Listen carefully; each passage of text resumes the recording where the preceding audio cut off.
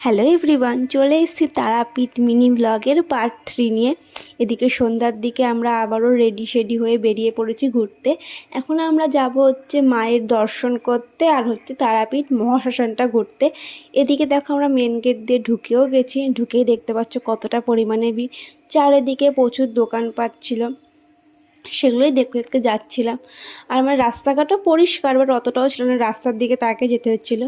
তো ফাইনালি আমরা হচ্ছে মহাশ্মশানে চলে আসি। এখানে একজনের মৃতদেহ সৎকারের কাজ চলছিল, তো এখানে আমরা বেশিক্ষণ দাঁড়াইনি। তারপরে আমরা চলে যাই মায়ের মন্দিরে। আর গিয়ে দেখি তখন মায়ের সন্ধ্যা আরতি হচ্ছে, মানে কপালে ছিল বলে এটা দেখতে পেরেছি, কিন্তু প্রচুর ভিড় ছিল।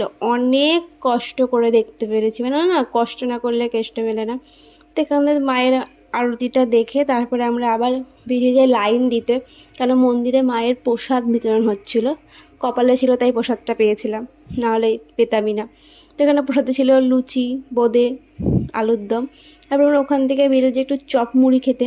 তো ওই চপ মুড়িগুলো খেয়ে আমরা আবার ঢুকি মন্দিরের এই দিকটাতে। ঢুকতেই দেখতে পাচ্ছ প্রচুর দোকানপাট, মায়ের মূর্তির দোকান, ব্যাগের দোকান, ক্লিপের দোকান, রুদ্রাক্ষর মালা, তারপরে হচ্ছে প্যারা, প্রচুর দোকান, মানে বলে শেষ করা যাবে না।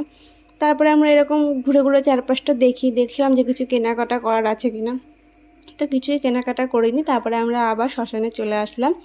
এসেই হচ্ছে তোমার একটা দোকান থেকে এখানে চটি রেখে মোমবাতি আর ধূপকাঠি কিনে নিলাম, কারণ ওখানে মন্দিরগুলোতে জ্বালাবো বলে। তো পুরো শ্মশানটা তোমাকে খালি পায়েই ঘুরতে হবে, এখানে চটি অ্যালাউ নেই। তো এখানে আমরা ঢুকে গিয়ে এখানে ফার্স্টে প্রণাম করে তারপরে হচ্ছে ধূপকাঠি আর মোমবাতি জ্বালালাম। তো বেশ ভালোই লাগছিলো, এখানে প্রচুর লোকও ছিল। কিন্তু শ্মশানে গিয়ে কিন্তু বলবো এক ফোঁটাও ভয় লাগেনি, আলাদাই মনের শান্তি লাগছিলো। বাইরের কোনো কিছু তখন মনে হচ্ছিলো প্রবেশ করছিল না। তো এইভাবেই চারপাশটা ঘুরে দেখছিলাম, সব জায়গায় মোমবাতিগুলো ধরাচ্ছিলাম। তারপরে আস্তে আস্তে আমরা চলে যাই হচ্ছে দ্বারকা নদের দিকে। ওখান থেকে হচ্ছে দ্বারকা নদীর একটুখানি জল ছিটিয়ে মাথায় নিয়ে নিই। তারপরে আশপাশটা ঘুরে দেখলাম, দেখে টেকে আবার ওখান থেকে আমরা বেরিয়ে পড়লাম রুমের দিকে আসার জন্য। বেশ ভালোই লাগলো, সন্ধ্যাটা খুব ভালোই কাটলো আমাদের। তো আজকের ভিডিওটা এই পর্যন্তই।